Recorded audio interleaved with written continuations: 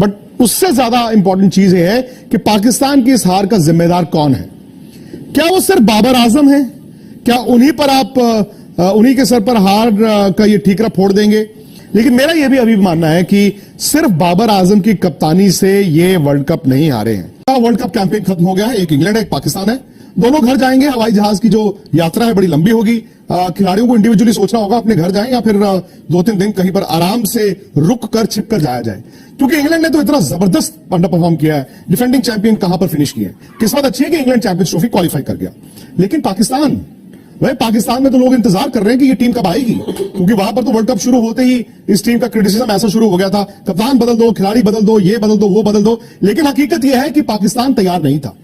पाकिस्तान इस world cup के लिए तैयार कतई नहीं था। शायद हम लोगों को भी लगता था, दुनिया को भी लगता था कि पाकिस्तान जो है इस वर्ल्ड कप को जीत सकता है, लेकिन नहीं। एशिया कप में इस बात का इल्म हो गया था कि ये टीम में इतना दम नहीं है। शायद ये सेमीफाइनल तक जाने वाली टीम थी, लेकिन ये वर्ल्ड कप जीतने वाली टीम नहीं थी। और पाकिस्तान का दुश्मन खुद पाकिस्तान था, क्योंकि वो नूरा कुश्ती लड़ते रहे। जब आप नूरा कुश्ती लड़ते हैं तो आपको यह अंदाजा नहीं होता कि सामने वाला पहलवान कितना मजबूत है, और जब आपको सामने वाला पहलवान दिखता है तो फिर आप डर के ही रहते हैं और उससे मुकाबला नहीं कर पाते। वो हल्की टीमों के साथ अपनी वनडे क्रिकेट खेल रहे थे। बड़ी टीम भी जब आती थी तो बड़ी टीम अपने खिलाड़ियों को आराम दे देती थी। तो आप ये नहीं समझ पाए कि दुनिया कहां है, और ये नहीं समझ पाया पाकिस्तान की वो कहां है। दूसरी बात, इन्होंने इन मुकाबलों को इस्तेमाल भी नहीं किया जैसे बाकी टीमों ने किया। आप कभी रोटेट करते हैं, बड़े खिलाड़ी को आराम देते हैं, फिर 2 यंगस्टर्स को ट्राई करते हैं। भाई दुनिया कहती है पाकिस्तान ये क्या टीम लेकर आया, हम कहते हैं भाई यही तो उनके पास है, हमें तो नहीं पता इनके पास और कौन से खिलाड़ी हैं। वो इसलिए नहीं पता क्योंकि इन्होंने खिलाड़ियों को इस्तेमाल ही नहीं किया। हमें पता ही नहीं चलेगा कि कौन से खिलाड़ी में इंटरनेशनल क्रिकेट खेलने की कैपेबिलिटी थी और किसमें नहीं थी।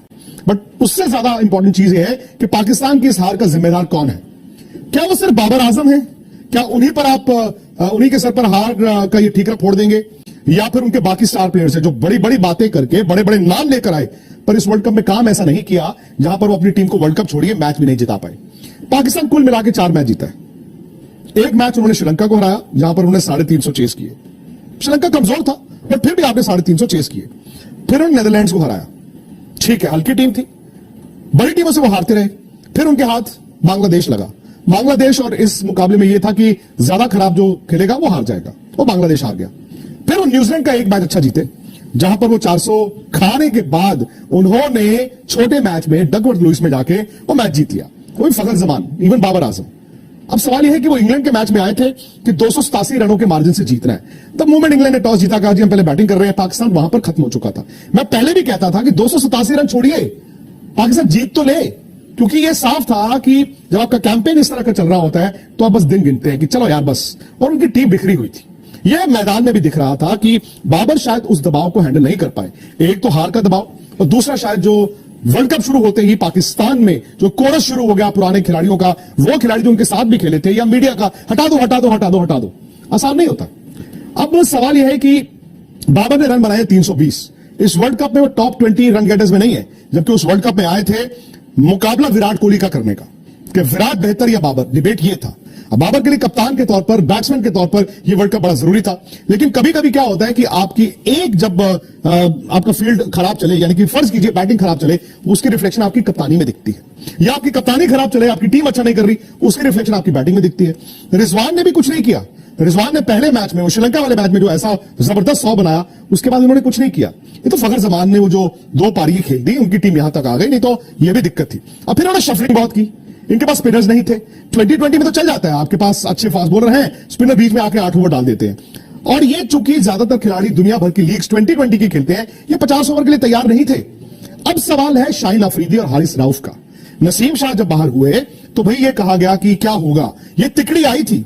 भाई नसीम शाह, शाहिन अफरीदी, हारिस रऊफ इस वर्ल्ड कप में आए थे कि दुनिया में इस तरह की तिकड़ी नहीं है। हम लोगों ने भी गलती की थी, उनको ओवर एस्टिमेट कर लिया था। अब देखिए ना, बुमराह, सिराज और शमी जिस तरह से गेंद डाल रहे हैं, क्या मुकाबला भी है। शाहिन अफरीदी की 18 विकेटें इस वर्ल्ड कप में, 18 विकेटें एक वर्ल्ड कप में, यानी कि अभी भी वो टॉप विकेट टेकिंग लिस्ट में है। लेकिन 3 विकेटें हैं अफरीदी की, सिर्फ 3 विकेटें नई बॉल के साथ। अरे तेज गेंदबाज अगर नई गेंद के साथ विकेटें नहीं लेगा तो उनकी टीम कैसे जीतेगी। अगर आपकी सिर्फ 3 विकेटें हैं नई गेंद के साथ, बाकी 15 तो आपने नीचे जाके ली हैं।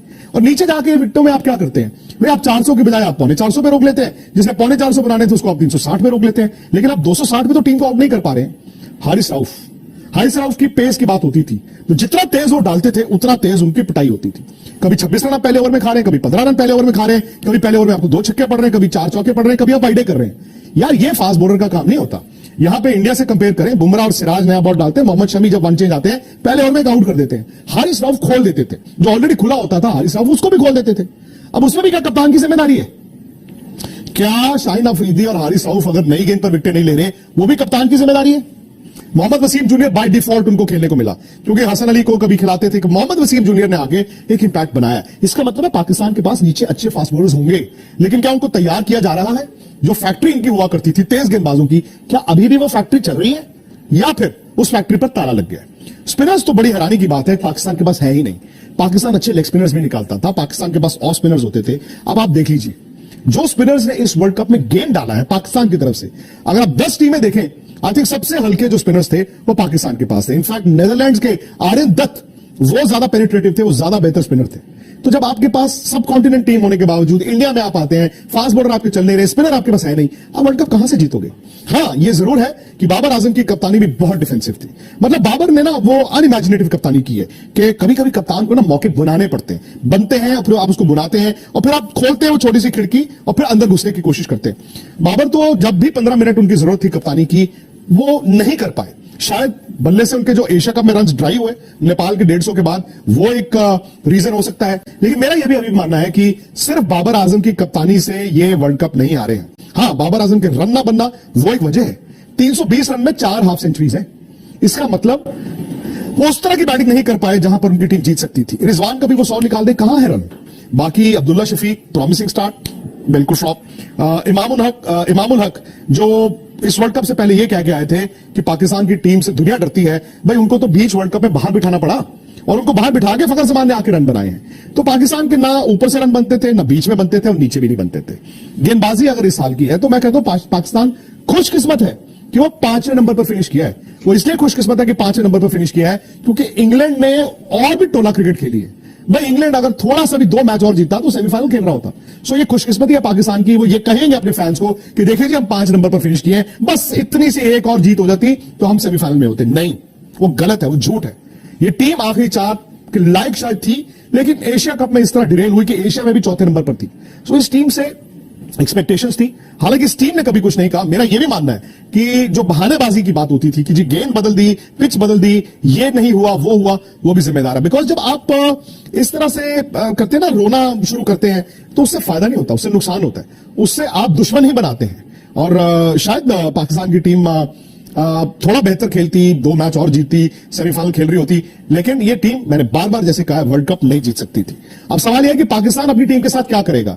क्या पाकिस्तान बाबर आजम को बदलेगा? मुझे लगता है उनको बदलेंगे। क्यों? क्योंकि एशिया में ये हमने देखा है, वर्ल्ड कप जब टीम हार जाती है ना तो हर कोई अपने अपनी जिम्मेदारी से भागता है। सबसे आसान तरीका होता है कुर्बानी चढ़ा दो किसकी? कप्तान की। भाई इसने सब गलत किया, भाई इसने टीम मांगी थी, इसने ये किया था, इसने वो किया था, सारा उस पर जिम्मेदारी डाल दो और बाकी जो है वो सब उस तरह से चलते रहेंगे। हकीकत यह है कि there system is not good enough.